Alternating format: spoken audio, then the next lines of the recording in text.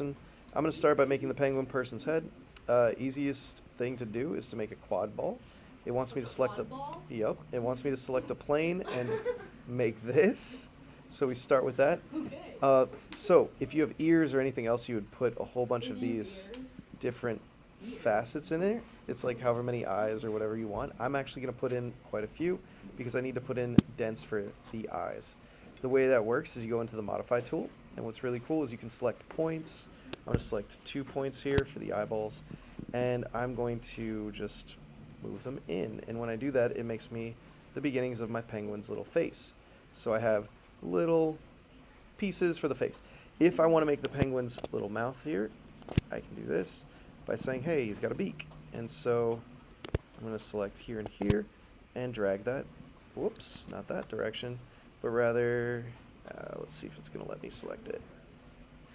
I have to get to the arrow and it's hiding. Give me a headache. There we go, right here. So this piece. See the little penguin's mouth? Now it's popping out. That's really cute. So it's getting there. So you have this. Now it's out a little bit too far, so let's just drag it back in. Don't want it to be a penguin dog, just a penguin. And we say OK. And when you click Finish Sketch, you will end up with this cool like beginning of a penguin. And what's nice is it makes this into a solid body. And so if you wanted to add other things to it, like let's say we wanted to add some eyeballs, we'd make a little plane right here. This way. We could say, okay, I want to make an eyeball right there.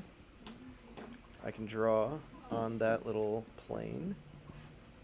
I can say, I'm going to draw right here, little eyeball, by going to create sketch and drawing 2 little circles.